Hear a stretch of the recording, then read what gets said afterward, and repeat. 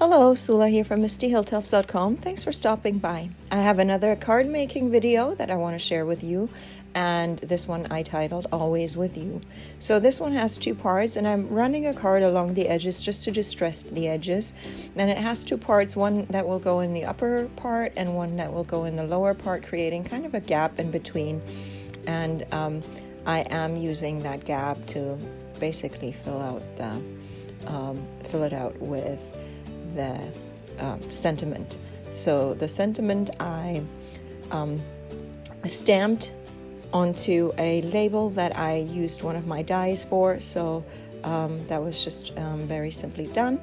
And this card base comes from a silhouette card because it has a kind of a nice rounded corner. I could just cut it with my trimmer as well.